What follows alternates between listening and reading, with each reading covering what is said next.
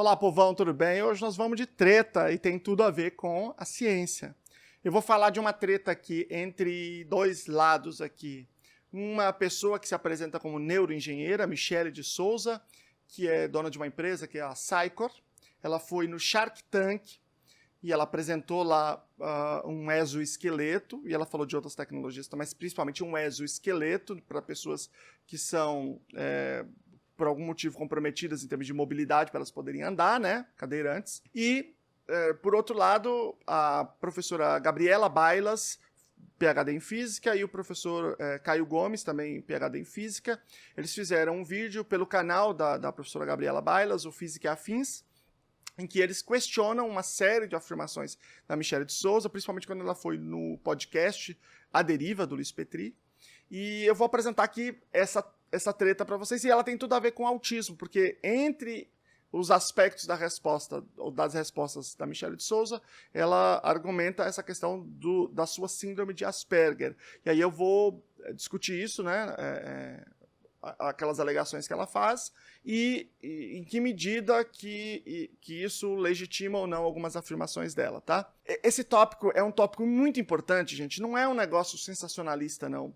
Porque quando a gente fala de ciência e de pseudociência, das pessoas entenderem ou não entenderem o método científico, isso tem uma relação direta com como elas se comportam em sociedade. Por exemplo, tem tudo a ver com a forma que elas se comportam em relação à vacina, se elas tomam ou não tomam a vacina, se elas se protegem ou não se protegem da Covid, se elas legitimam ou não legitimam o uso de certas coisas no sistema público de saúde, ou como elas escolhem os seus processos de tratamento de saúde, de escola, de educação. Então, tem a ver com educação científica, muito seriamente.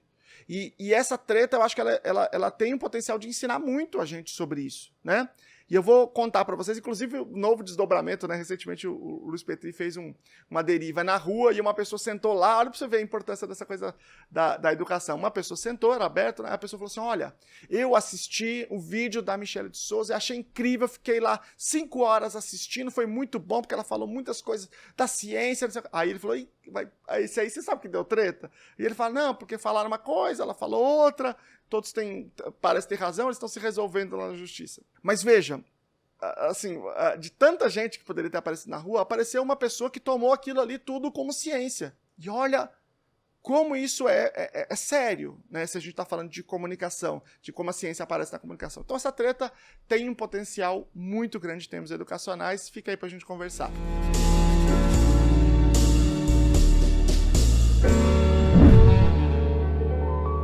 Meu nome é Luciano Lacerda, eu sou doutor em Educação pela PUC São Paulo, fiz o pós-doutorado pela Psicologia da UFSCar, e esse canal serve para a gente fazer reflexões científicas sobre o dia a dia, né? Tem um outro canal que eu falo sobre autismo, que é o Lunaaba. Eu não fiz lá porque é uma perspectiva da empresa e digamos assim, essa é uma coisa mais sensível que eu queria falar como indivíduo. E eu vou falar muito sobre o autismo porque faz parte da resposta da Michele sobre o Asperger, né? Ela responde, de certa forma, com o seu diagnóstico de síndrome de Asperger. Mas, pois bem, deixa eu começar a explicar isso aqui. Ela foi no Shark Tank e ela apresentou seu exoesqueleto, né, que seria uma tecnologia super inovadora para pessoas que são cadeirantes poderem andar. E ela também falou de outras tecnologias, né, que ela está desenvolvendo, por exemplo, vibrações sonoras que produzem certos tipos de cheiro, então você poderia sentir o cheiro por meio da internet, você poderia simular alguma coisa por aí. E depois ela foi à Deriva, o Shark Tank deu uma visibilidade muito grande para ela, e aí ela foi a vários lugares, inclusive ao Deriva, e aí teve os cortes, esses cortes bombaram aí, principalmente os cortes. Foi uma entrevista muito longa, mais de 5 horas. Eu também vou colocar aqui embaixo para quem quiser ir lá assistir. E aí ela falou uma série de coisas. Eu vou falar de algumas alegações aqui que ela falou, e aí vocês vão... Depois eu vou pontuando. Ela falou que ela inventou esse exoesqueleto, falou que ela inventou um outro sistema, um outro equipamento chamado Zeus, que provavelmente ou possivelmente poderia curar a Covid, mas que ele não foi à frente isso porque ela não entrou no esquema de corrupção. Então, tem um discurso aí bem conspiracionista nesse sentido. que ela também, por esses erros, ela conseguiria curar o câncer e que ano que vem já deve estar pronto para comercializar. Curar o câncer, certo? Ela falou também que ela publicou uma tese sobre como que os espíritos aparecem para as pessoas e por que muda, fica frio e tal, que os espíritos aparecem, e é uma tese da física, ela fala, uma tese da física que ela publicou e que até hoje não foi refutado. E ela falou mais um monte de coisa, né? Mas sobre o Asperger, ela disse que ela tem Asperger, ela disse que pessoas com autismo não podem tirar a CNH, não podem tirar a carteira de motorista, disse que ela não tem os receptores neurológicos para sentir raiva em relação às coisas do dia a dia, que eles são totalmente modificados. Não está claro se ela quis dizer que as pessoas com autismo não têm esse receptor, ou se é ela só pessoalmente. Ela estava num contexto que ela estava falando do autismo, e enfim. E aí depois ela falou uma série de outras coisas sobre autismo no Instagram dela, mas eu chego lá ainda. Bom, esse foi o primeiro capítulo, então. O segundo capítulo é a Bibi Bailas, junto com o Caio Gomes, publicou esse vídeo, um vídeo muito bom, em que eles fazem algumas alegações bem importantes. A primeira delas é a seguinte: não há nenhuma prova material que eles possam ter acesso de que essa tecnologia que a Michelle tem dito exista. O exoesqueleto, que existe um exoesqueleto revolucionário, etc e tal. Não existe. E eles entrevistam uma pessoa que comprou esse exoesqueleto, e aí teve todo um problema lá, e depois de não sei quanto tempo, mais de ano, não conseguiu ter acesso a ele, de uma outra pessoa, que foi a única pessoa que apareceu uma imagem, que ela não conseguiu usar, nunca conseguiu usar, porque não funciona, e assim por diante. Bom, eles apresentaram lá uma série de lugares, né, em que essa informação poderia estar, mas não estava. Em geral, esse tipo de tecnologia são tecnologias que são constituídas por uma série de achados científicos que estão muito bem demonstrados na literatura. Tem vários artigos que formam uma base bem sólida, né? E aí as pessoas fazem, digamos assim, juntam essas tecnologias em alguma coisa final e aí patenteiam isso, mas nada disso acontece com essa tecnologia. E aí eles apresentam a pessoa que trabalhava lá, enfim, apresentam uma série de evidências disso, de que essa tecnologia, pelo menos por enquanto, ela não está em nenhum lugar público, não tem nenhuma demonstração pública de que ela de fato exista. Eles não falam peremptoriamente, não existe, é tudo mentira. Não, eles falam, não tem nenhuma demonstração pública de que isso exista. E aí é muito complicado, porque nós estamos falando de sonhos de pessoas com deficiência, que estão pensando, que estão elaborando as suas vidas, né, que estão sonhando com isso, que de fato isso parece uma coisa muito mais distante. A segunda alegação deles é que ela faz uma série de afirmações sobre a sua formação que não correspondem a uma formação formal. Ela não tem nenhum curso de... Se ela fala neuroengenheira, você pressupõe que ela ou é uma neurologista ou é uma engenheira, e ela não é, ela nunca fez nenhuma faculdade, nenhuma formação, né? Ela também não fez mestrado, ela também não fez doutorado. E aí, deixa eu lembrar uma coisa importante aqui para vocês. Entre as afirmações que ela faz no programa, ela diz, eu publiquei uma tese. E ela não tem nenhuma publicação científica e ela não publicou uma tese. Tese é o documento final de um curso de doutorado. No mestrado você publica uma dissertação, né? E no doutorado você publica uma tese. Essa tese, ela passa pelo crivo de uma banca, né? Por exemplo, meu mestrado, minha dissertação no mestrado passou por uma banca de 3 pessoas e no doutorado por uma banca de 5 pessoas. Né? 5 especialistas na área. Porque é isso que a academia faz, ela faz uma mediação. Por exemplo, vamos imaginar que alguém venha e diga para mim sobre a estrutura do mandarim. Eu não sei mandarim. Se eu estiver falando a verdade, falando mentira, eu não sei. Não sei. Ela pode estar mentindo para mim. Então imagina que antes de vir para mim essa informação, tenha que passar pelo crivo de 5 especialistas que têm doutorado que só estudam mandarim. E que essas pessoas vão avaliar se aquilo ali faz sentido ou não faz sentido, para depois chegar para mim. Inclusive, a tese de doutorado, que ela não publicou, porque ela não fez o doutorado, né? ela em si, ela não é um instrumento que a pessoa vai lá e refuta. Você pega a tese do doutorado, que a gente chama de publicação cinzenta, e aí prepara um artigo científico a partir dele, e aí você manda para uma revista científica. E é a publicação da revista científica, que é pública, é geral, vai para todos os cientistas, todos eles podem ter acesso, é que eles leem e falam, opa, peraí, eu vou refutar isso aqui. E aí as pessoas podem refutar. Então, quando ela disse, eu publiquei uma tese, eu não sei do que ela está falando, eu não sei se ela publicou um texto numa rede social, ou num blog, mas não faz o menor sentido alguém refutar isso. Porque não é um documento, não é uma publicação científica, é uma publicação científica que a gente refuta. E por que isso é importante? Porque as pessoas que assistiram, talvez agora estão dizendo que cientificamente já sabe que a aparição de espírito existe. Não. Isso não é científico. Eu não estou dizendo que existe ou que não existe. Isso é um problema da esfera espiritual, religiosa das pessoas. Aí quem quiser acreditar, acredita, quem não quiser, não acredita. Mas a ciência, ela não tem tese nenhuma publicada dizendo que espírito existe, que está aparecendo para as pessoas. E aí, quando as pessoas começam a ter contato com informações que se apresentam como informações científicas e que são falsas, elas começam a ter um descrédito para a ciência, para com a ciência. A ciência, cada um fala e fala o que quer. A ciência não sei o quê. E aí nós temos esse reflexo nessas coisas que a gente está falando. Por exemplo, na vacinação, por exemplo, em todas essas esferas, a esfera da educação, em todas as esferas.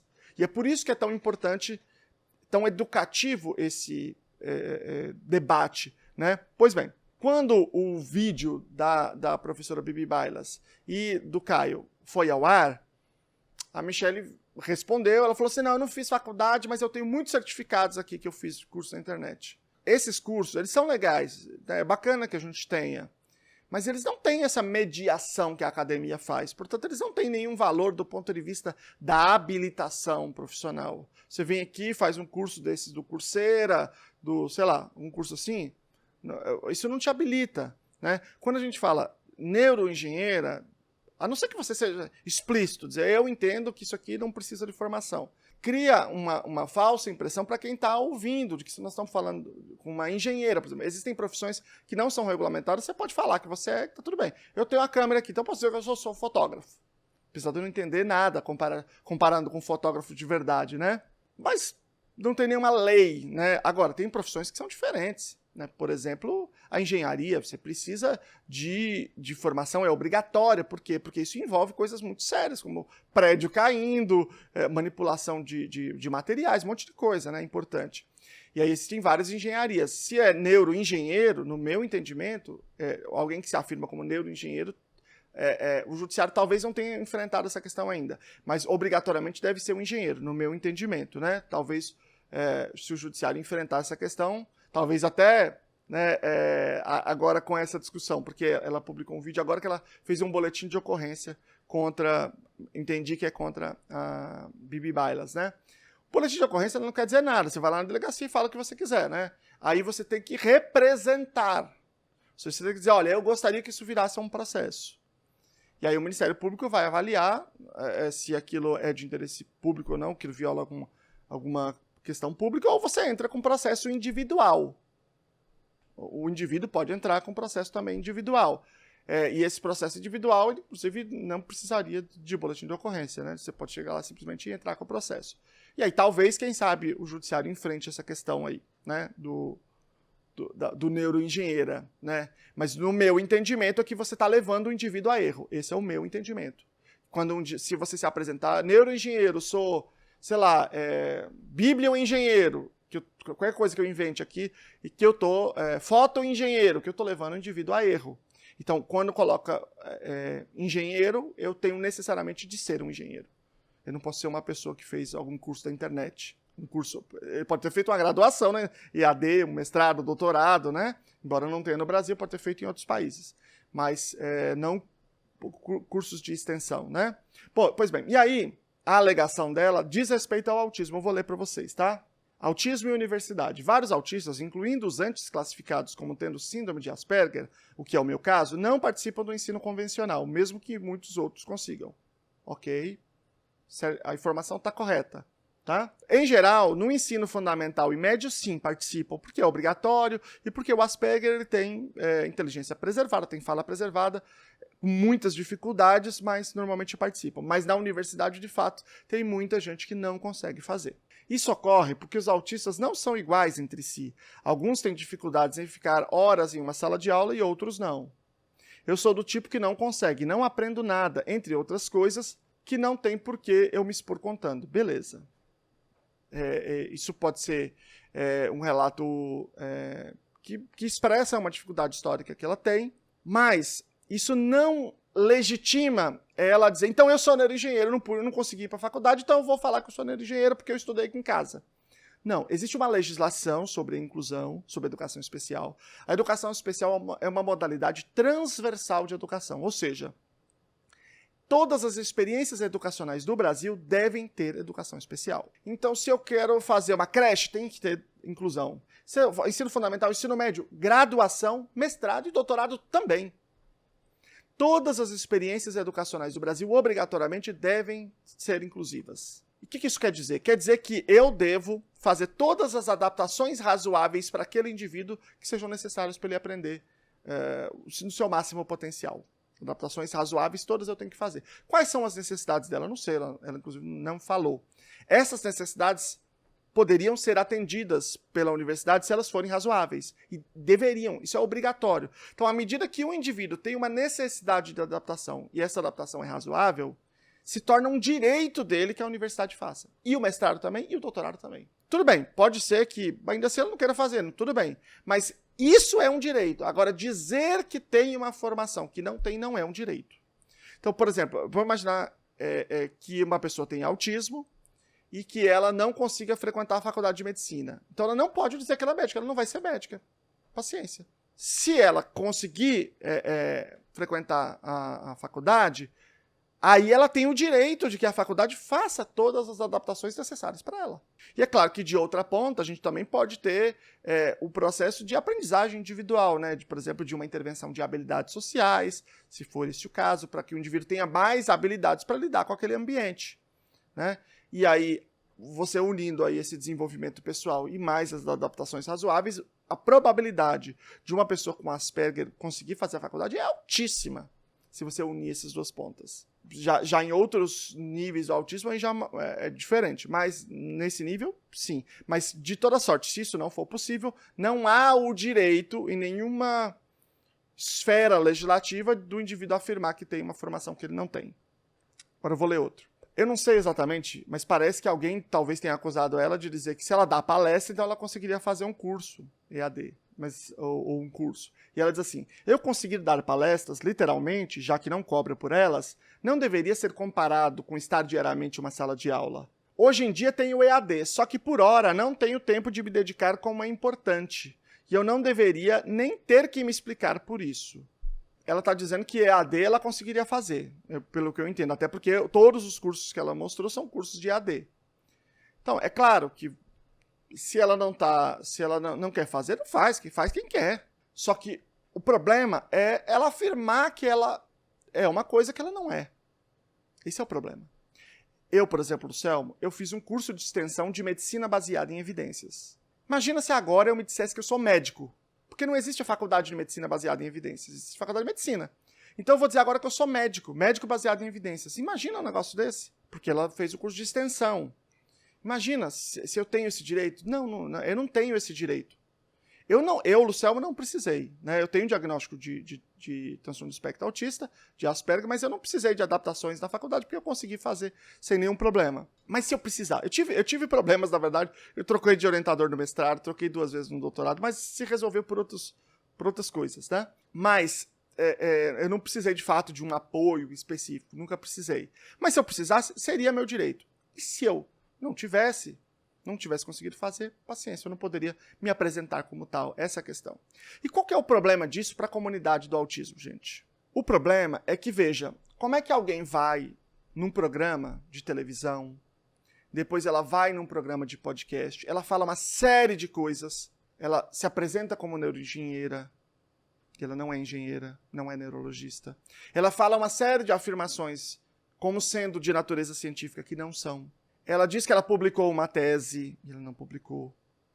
Como é que ela faz tudo isso e se apresenta como Asperger ou se apresenta como autista? A minha pergunta é a seguinte: em que medida que todas essas coisas também atingem as pessoas com autismo, que estão estudando, que estão fazendo discussões sérias, que estão tendo formação? A minha perspectiva é assim, além dessa questão educativa, científica, que eu já falei que é muito importante, agora eu quero falar do ponto de vista da comunidade do autismo. É uma luta para combater o preconceito. É uma luta para que as pessoas com autismo tenham oportunidades de trabalho, tenham oportunidades sociais, tenham oportunidades educacionais. É uma luta, é difícil, não é fácil. E quando você tem um caso como esse, com divulgação de informações tão absurdas, isso também respinga nas pessoas com autismo. Mas a pergunta é, por que essa pessoa falou todas essas coisas? Todas essas coisas absurdas. Por que ela falou tudo isso? Porque ela também tem autismo. Entendeu? Essa é uma possibilidade de interpretação entre as pessoas. E isso é muito danoso para a imagem das pessoas que estão, de fato, correndo atrás, entendeu? Assim, pessoas com autismo podem mentir, podem falar a verdade. Elas podem se equivocar totalmente e podem acertar totalmente. Elas podem tudo, como qualquer outra pessoa, né? Certo?